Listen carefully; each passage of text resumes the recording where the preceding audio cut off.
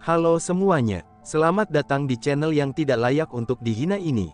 Sebelum kita mulai, atur posisi santainya, seruput kopinya, dan mari kita berkhayal.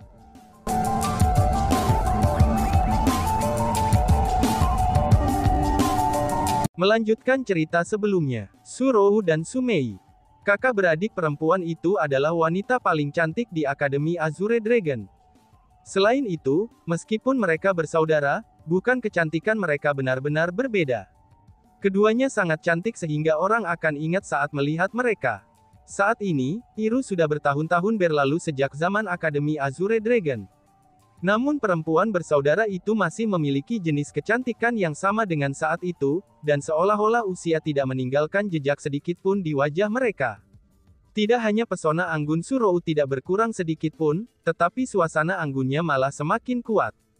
Semakin banyak, dia mulai memancarkan suasana seorang ratu.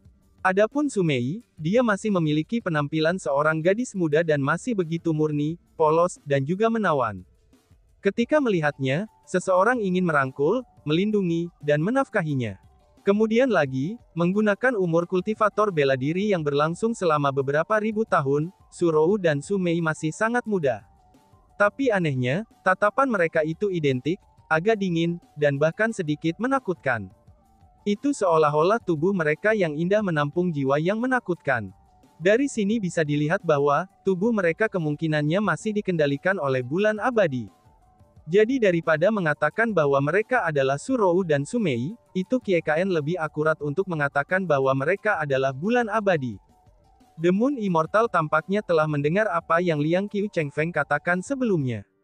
Dengan demikian, dia tahu tentang misteri sisa-sisa era kuno, dan tidak berhenti setelah mencapai prasasti yang sangat besar. Dia juga tidak repot-repot melihat isi prasasti, dan bukannya langsung menuju jalan di sebelah kanan. Namun tepat setelah dia memasuki jalan di sebelah kanan, kekuatan besar mendorongnya keluar. Jadi itu tidak akan berhasil. Surouhu dan Sumei berbicara pada saat bersamaan, namun suara mereka berasal dari satu keberadaan. Benar saja, itu adalah suara Immortal Bulan. The Moon Immortal tidak ragu-ragu, dia bahkan langsung bangkit dan berjalan menuju jalan setapak di sebelah kiri. Itu adalah koridor yang Chu Feng dan yang lainnya telah masuki. Kali ini, dia berhasil masuk. Selanjutnya tidak lama setelah dia memasukinya, Moon Immortal melambaikan lengan bajunya, dan cahaya mulai menutupi tubuhnya. Saat tubuhnya diselimuti oleh cahaya, Surouhu dan Sumei menghilang. Chu Feng tidak tahu bahwa Moon Immortal telah memasuki sisa-sisa atau situs era kuno, dan memasuki koridor panjang untuk mengikuti mereka. Memimpin kerumunan generasi muda, Chu Feng pergi jauh di dalam koridor. Perjalanan mereka ke dalam tidak bebas dari rintangan. Tapi sebaliknya, mereka mengalami banyak kendala. Bahkan sebagian besar penghalang yang mereka temui, itu akan membahayakan hidup mereka. Namun tidak satu pun dari penghalang itu yang berhasil menghantam Chu Feng. Orang-orang dari generasi yang lebih muda menyaksikan Chu Feng yang sendirian, menyapu semua formasi yang berhasil mereka rasakan atau gagal lihat. Dengan ini, penghormatan yang mereka pegang untuk Chu Feng tumbuh semakin kuat. Ini terutama bagi para wanita di antara mereka. Awalnya mereka telah memandang rendah Chu Feng, dan merasa bahwa dia tidak lebih dari seorang udik. Mereka bahkan menolak untuk menatap mata Chu Feng, karena mereka takut dia akan mengotori mata mereka. Namun seperti keajaiban, mereka semua tiba-tiba merasakan kekaguman mendalam pada Chu Feng. Kesan menguntungkan mereka tentang Chu Feng, itu terus meningkat tanpa henti. Bahkan beberapa dari mereka mulai mencoba memulai percakapan dengan Chu Feng. Sikap mereka sangat akrab. Bahkan orang bodoh pun bisa mengatakan bahwa mereka sedang berusaha untuk berteman dengannya. Namun sayangnya, Liang Qiu Hongyue berdiri di samping Chu Feng. Dengan demikian, mereka tidak memiliki terlalu banyak kesempatan untuk berbicara dengannya. Selanjutnya pada saat itu, sebuah prasasti telah berhasil mengalahkan Chu Feng dan yang lainnya. Prasasti itu sangat besar, bahkan rune pembentukan formasi dan simbol memenuhi prasasti itu. Itu bukan karakter dan kata-kata yang bisa dibaca. Tapi sebaliknya, itu adalah simbol yang dipenuhi dengan kedalaman menuju teknik spiritualis, dan itu hanya bisa dipahami oleh orang-orang dengan teknik spiritualis dunia yang sempurna. Pada saat itu orang-orang seperti Chu Feng, Wu Ma Shengji, Liang Qiu Hongyue, Liang Qiu Lan Yue, dan bahkan yang hadir semuanya menggunakan berbagai kemampuan mereka untuk membaca isi prasasti. Namun semakin mereka memeriksa prasasti tersebut, maka semakin mereka mulai mengerutkan keningnya. Alasan untuk itu adalah, karena semakin mereka memeriksa prasasti, maka semakin sedikit mereka yang bisa memahaminya. Di sisi lain mereka mulai merasakan sensasi yang menindas di hati mereka, dan perasaan kacau di kepala mereka. Bahkan suara ilusi bisa terdengar di telinga mereka, dan sensasi semacam itu hanya akan membuat mereka marah. Melihat situasinya buruk, kerumunan segera mengambil tatapan mereka, dan mereka menghentikan pemeriksaan pada prasasti itu. Bahkan Liang Qiu bersaudara dengan tergesa-gesa membebaskan diri dari tanda dan simbol prasasti itu, karena keduanya takut hal itu memengaruhi pikiran mereka, dan menyebabkan mereka melakukan sesuatu yang merusak. Ketika dua saudara perempuan mengambil kembali tatapan mereka, mereka tanpa sadar melirik Chu Feng dan Wuma Sengji. Ketika mereka menemukan bahwa Wuma Sengji dan Chu Feng keduanya masih menatap prasasti itu, Liang Qiu bersaudara itu mengungkapkan sedikit ketidaksenangan di mata mereka. Terlepas dari Wuma Sengji dan Chu Feng, semua orang telah mengambil tatapan mereka dari prasasti. Ini berarti bahwa toleransi Wuma Sengji dan Chu Feng, itu telah melampaui suster Liang Qiu dan semua orang. Liang Qiu bersaudara tidak terpengaruh oleh fakta bahwa Chu Feng mampu melakukannya. Bahkan setelah mereka menemukan bahwa Chu Feng adalah putra Chu Xuanyuan, mereka tidak hanya tidak lagi menganggapnya saingan mereka, tetapi mereka malah mulai memiliki kesan yang baik tentangnya. Kesan menguntungkan bagi mereka, itu menyebabkan kedua saudari itu berharap agar Chu Feng menjadi lebih kuat. Namun untuk Wuma Sengji, dia adalah kasus yang berbeda. Di mata para Liang Qiu bersaudara ini, Wuma Sengji adalah saingan. Pada saat para Liang Qiu bersaudara merasa tidak senang, Wuma Sengji juga menghilangkan tatapannya dari prasasti. Hanya setelah melihat adegan ini, Liang Qiu bersaudara tidak lagi memiliki ekspresi tidak senang di mata mereka. Karena bagaimanapun, ini berarti bahwa sementara toleransi Wuma Sengji lebih kuat dari mereka. Pada saat itu, semua kerumunan mengalihkan pandangan mereka kepada Chu Feng. Alasan untuk itu adalah, karena dia adalah satu-satunya orang yang masih bertahan. Seperti apakah mereka akan dapat menguraikan isi prasasti itu atau tidak, dan itu semua terserah Chu Feng. Hingga pada akhirnya, Chu Feng mengambil kembali tatapannya dari prasasti. Namun setelah mengambil matanya dari prasasti, Chu Feng bereaksi berbeda dari yang lain. Ketika yang lain mengambil kembali tatapan mereka, mereka melakukannya dengan panik. Itu seolah-olah mereka akan berakhir sekarat jika mereka terus melihat prasasti itu. Adapun Chu Feng, dia sangat tenang dan tenang. Mengambil tatapannya dari prasasti itu mirip dengan tindakan biasa, dan tidak ada yang istimewa sama sekali. Perbedaan antara Chu Feng dan yang lainnya adalah, bahwa yang lain tidak dapat melanjutkan dan tidak punya pilihan selain mengambil tatapan mereka, sedangkan Chu Feng memutuskan untuk mengambil kembali tatapannya atas kemauannya sendiri. Ini membuat kerumunan menyadari bahwa, Chu Feng kemungkinan besar telah melihat melalui misteri prasasti itu. Segera, Liang Qiu bersaudara melangkah maju dan bertanya, "Chu Feng, apakah kamu berhasil menentukan sesuatu?" Adapun yang lainnya, mereka juga melihat Chu Feng dengan ekspresi antisipasi. Mereka berharap bahwa Chu Feng akan memberi mereka kabar baik. Prasasti ini adalah formasi utama yang dibicarakan Liang Qiu senior. Hanya saja, formasi utama ini telah disegel, dan harus dibuka segelnya. Untungnya kita memiliki jumlah orang yang cukup hari ini. Karena jika tidak, itu akan benar-benar sulit untuk melepaskan segelnya, kata Chu Feng. Kalau begitu, bagaimana kita membuka segelnya? Liang Qiu Hongyue bertanya.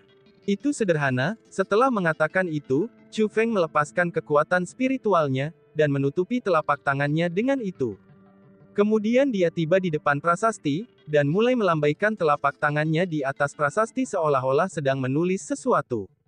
Saat telapak tangan Chu Feng bergerak, prasasti mulai mengeluarkan cahaya redup. Lintasan cahaya itu mengikuti gerakan telapak tangan Chu Feng. Tiba-tiba saja sinar cahaya dilepaskan dari prasasti, dan kemudian sinar cahaya itu membentuk pintu masuk pembentukan formasi. Chu Feng tidak berhenti sampai di situ saja. Sebagai gantinya, dia terus menggerakkan telapak tangannya melintasi prasasti, dan terus membentuk banyak lintasan. Lintasan dari gerakan telapak tangannya itu membentuk gambar. Gambar itu tidak dapat dipahami oleh kerumunan, namun memiliki semacam keindahan luar biasa. Tidak lama kemudian sinar cahaya lain dilepaskan dari prasasti, dan membentuk pintu masuk pembentukan formasi yang kedua. Setelah itu, pintu masuk pembentukan formasi ketiga juga terbentuk. Setelah pintu masuk pembentukan formasi ketiga terbentuk, Chu Feng segera pindah dari prasasti itu. Setelah Chu Feng mengambil kekuatan spiritualnya dari prasasti, cahaya yang memancarkan prasasti mulai menghilang. Segera, prasasti itu kembali seperti semula. Namun 3 pintu masuk pembentukan formasi itu masih ada di belakang prasasti. 3 pintu masuk pembentukan formasi ini masing-masing berisi susunan formasi spiritual. Jika 3 susunan formasi itu dilanggar secara bersamaan, maka prasasti tidak akan disegel. Namun, kesulitan dari 3 susunan formasi itu semuanya berbeda. Yang ke kiri adalah yang paling sulit, sedangkan yang di kanan adalah yang paling mudah. Jadi kita harus beroperasi secara terpisah. 2 nona, kalian berdua akan mengambil yang di tengah. Dan untuk yang lain, kalian semua akan mengambil yang ke kanan. Sedangkan Wuma Sengji dan aku akan mengambil yang ke kiri. Apakah ada keberatan dengan kalian? Chu Feng bertanya kepada orang banyak. Tidak keberatan, kami akan melakukan apa yang kamu perintahkan, jawab kerumunan itu bersamaan. Setelah menyaksikan Chu Feng mengendalikan prasasti dengan mudah, kerumunan menjadi lebih yakin bahwa Chu Feng benar-benar dapat melihat melalui prasasti. Kalau tidak, seharusnya mustahil baginya untuk mendapatkan kontrol seperti itu. Dengan demikian, orang banyak memiliki keyakinan yang lebih besar pada Chu Feng, dan menerima nasihatnya dalam hati. Mereka merasa bahwa hanya dengan mendengarkan Chu Feng sajalah, mereka dapat berhasil menembus pembentukan formasi. Aku keberatan. Tepat pada saat itu, Liang Qiu Hongyue tiba-tiba berbicara dan berkata, "Mengapa Wuma Sengji menjadi orang yang pergi bersamamu? Mengapa kita bersaudara tidak bisa?" Nada suaranya cukup keras. Tampaknya dia merasa sangat tidak senang jika Chu Feng memilih Wuma Sengji, dan bukan dia dan saudara perempuannya. Meskipun pembentukan formasi di dalam pintu masuk tengah sedikit lebih lemah dibandingkan dengan yang ada di sebelah kiri, tapi itu hanya sedikit lebih lemah.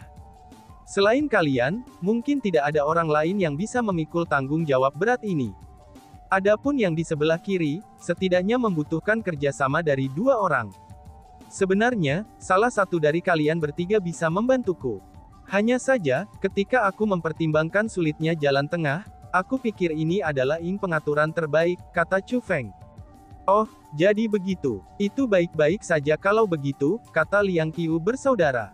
Ketika Chu Feng memuji Liang Qiu bersaudara saat dia menjelaskan masalah itu kepada mereka, tidak hanya ekspresi ketidaksenangan menghilang dari wajah Liang Qiu Hongyue, tetapi dia bahkan mengungkapkan senyum menawan pada wajah lembut itu. Chu Feng, pintu masuk pembentukan formasi tampaknya ditutup, kata Liang Qiu Lan Yue.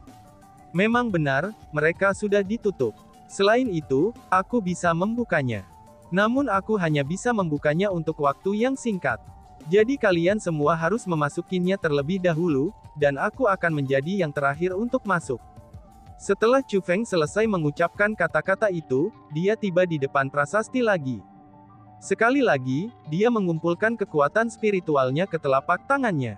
Hanya saja, dia tidak mulai menggambar prasasti seperti yang dia lakukan sebelumnya. Tapi sebaliknya, ia menempatkan telapak tangannya langsung ke arah prasasti. Bas-bas. Kekuatan spiritual mulai mengalir ke prasasti, dan itu menyebabkannya bergetar. Pada saat itu, cahaya yang mempesona mulai memancar dari tubuh Chu Feng dan prasasti. Tampaknya dia dan prasasti itu seperti menyatu. Segera mulai dari kiri, 3 pintu masuk pembentukan formasi dibuka secara berurutan. Semuanya, kalian semua harus mengingat ini. Setelah kita memasuki pintu masuk pembentukan formasi, pintu masuk pembentukan formasi akan menutup lagi. 3 formasi ini harus dibubarkan pada saat yang sama untuk membatalkan segel, dan membuka formasi pintu masuknya yang tersegel. Kalau tidak, kita akan terjebak di dalam. Karena itulah semua orang, kita harus menghitung waktu untuk membatalkan formasi ini. Kita tidak boleh terlalu lambat, dan juga tidak bisa terlalu dini. Mulai dari sekarang, kita secara bersamaan akan menembus formasi kita masing-masing dalam 1 jam, kata Chu Feng. Setelah Chu Feng memberi perintah, Liang Qiu bersaudara segera melangkah ke pintu masuk pembentukan formasi tengah, sedangkan yang lainnya memasuki pintu masuk pembentukan formasi di sebelah kanan. Pada saat itu, hanya Chu Feng dan Wuma Sengji yang tersisa. Sambil tersenyum, Chu Feng berkata kepada Wuma Sengji, "Hei gadis, sudah waktunya bagi kita untuk masuk juga," kata Chu Feng. Mendengar kata-kata Chu Feng, Wuma Sengji segera mengerutkan keningnya. Lalu dengan nada dingin dia berkata, "Apakah kamu ingin mati?" kata Sengji. "Ini hanya bercanda, mengapa marah?" Chu Feng berkata sambil tersenyum. Namun setelah dia tersenyum, ekspresi kemarahan di wajah Wuma Sengji semakin kuat. Alasan untuk itu adalah, karena senyum Chu Feng terlalu keji. "Setelah aku mengambil kekuatan spiritualku, pintu masuk pembentukan formasi akan segera ditutup. Masuklah duluan, dan aku akan mengikutimu," kata Chu Feng. Wuma Sengji tidak ragu, dan langsung memasuki pintu masuk pembentukan formasi. Chu Feng buru-buru melepas telapak tangannya dari prasasti. Kemudian seperti kilatan cahaya, dia bergegas ke pintu masuk pembentukan formasi. Pada saat yang sama saat Chu Feng terbang ke pintu masuk pembentukan formasi, pintu masuknya segera ditutup. Setelah memasuki pintu masuk pembentukan formasi, apa yang muncul di depan Chu Feng adalah ruang yang terisolasi. Ruang terisolasi itu sangat besar, namun ruang itu disegel. Terlepas dari pintu masuk pembentukan formasi di belakangnya, maka tidak ada jalan keluar lainnya. Di tengah-tengah ruang terisolasi ini, itu adalah pembentukan formasi. Itu adalah pembentukan formasi yang perlu dipecahkan oleh Chu Feng. Tidak perlu bagi dua orang untuk menyelesaikan pembentukan formasi ini. "Jangankan kamu, bahkan aku sendiri bisa menyelesaikannya," kata Wuma Sengji. "Oh, aku tahu itu," kata Chu Feng. Kamu juga tahu." Segera, Wuma Sengji memandang Chu Feng dan bertanya, "Kamu sengaja menipu aku dan membawa aku ke sini." "Sebenarnya, aku merasa melarikan diri tidak akan menyelesaikan apapun. Jadi lebih baik kita membicarakan apa yang terjadi saat itu. Aku benar-benar tidak tahu bahwa kamu adalah seorang wanita. Kalau tidak, aku pasti tidak akan muncul di hadapanmu. Namun tetap saja aku yang salah. Karena itulah, aku ingin meminta maaf dengan benar kepada kamu. Aku harap biarkan hal itu terjadi. Apakah itu baik-baik saja denganmu? Jika kamu berpikir itu tidak akan berhasil, maka kamu dapat membuat permintaan. Selama itu masuk akal, aku akan menerimanya," kata Chu Feng. "Jika kamu ingin aku memaafkanmu, itu hanya akan ada satu cara. Yaitu, biarkan aku secara pribadi membunuhmu," balas Sengji. Setelah Wuma Sengji selesai mengucapkan kata-kata itu, pakaiannya tiba-tiba berkibar. Pada saat yang sama, seluruh lingkungan menjadi sangat dingin. Alasan untuk itu adalah, karena Wuma Sengji telah melepaskan niat membunuh yang luar biasa dari dalam tubuhnya. Dan tiba-tiba saja bersambung. Sekian dan terima kasih banyak. Bye-bye.